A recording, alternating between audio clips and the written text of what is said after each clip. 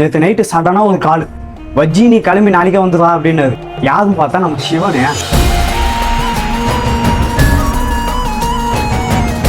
அப்போ தூக்கத்துலேருந்து தெளிஞ்சு சட்டெல்லாம் ரெடி ஆகி இப்போ நான் வந்துன்னு இருக்கேன் சிவனை பார்க்க. நானே எங்கள் அண்ணனும் இப்போ போய் பார்க்க போகலாம். பார்த்துட்டு அப்படியே போகிற வழியில் எப்படி இல்லை இருக்குதுன்னு சொல்லிட்டு அந்த வீடியோவே போடுறேன் பாருங்க. ஐயோ சொல்ல வந்துட்டேங்க, எல்லாரும் ஈஸியாக போகிறேன்னு நினச்சினே இருக்கேன். அதான் இல்லை, நான் வெள்ளையும் கறி போகிறேங்க.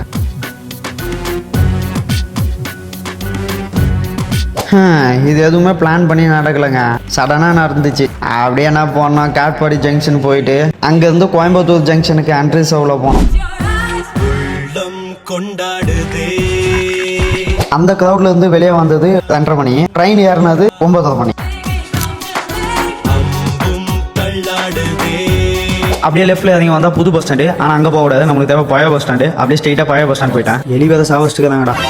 அப்போதான் 4 மணி இருக்கும். அப்போதான் இந்த பஸ்ஸில் ஏறணும். பூண்டி போகிறது விட்டான். அதான் விலைஞதியில் நிற்குமா எனக்கு ஒருத்தர் சொன்னாங்க.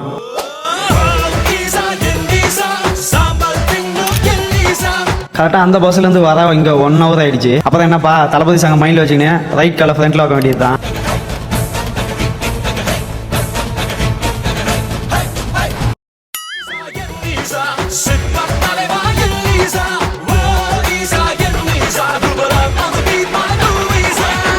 அதெல்லாம் ஒன்றும் இல்லைப்பா, நம்ம புலிக்குட்டிக்கு சில பொருட்கள்லாம் ஆகாது, அதெல்லாம் எடுத்துன்னு போகக்கூடாதுன்னு அங்கே போட்டு வச்சிருக்காங்க போட்டில். அப்போ தான் நியர்பையில் ஒரு ரெஸ்ட் ரூம் இருந்துச்சு, அங்கே ஃபேஸ் வாஷ் பண்ணிட்டு அப்படியே நடந்து போயிட்டு இருந்தோம். சுற்றி முற்றி பார்த்துட்டு வந்துட்டு இருந்தேன். கண்ணு கட்டின தூரம் ஒன்றும் தெரியல. அந்த மழை தெரியுமான்னு பார்த்தா அந்த மழை கூட தெரியல. ஆனால் மயில் சத்தம் மட்டும் கேட்டுகிட்டே இருந்துச்சுங்க.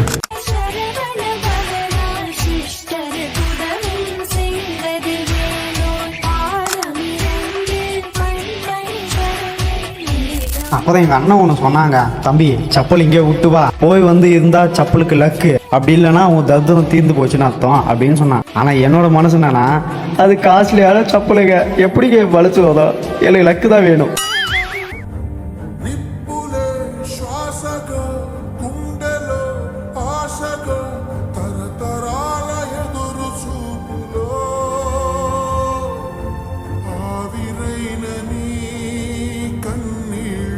அப்புறம் ஃபைனலாக கோயில் என்ட்ரன்ஸ்லையும் ரைட்டு காலை வச்சு உள்ளே வந்தாச்சுங்க. இங்கேயும் பல ரூல்ஸ். இங்கே செப்பல் போடக்கூடாது, அப்புறம் பிளாஸ்டிக் பையும் யூஸ் பண்ணக்கூடாதுங்க. ஆமாம், இதெல்லாம் யாருக்காக?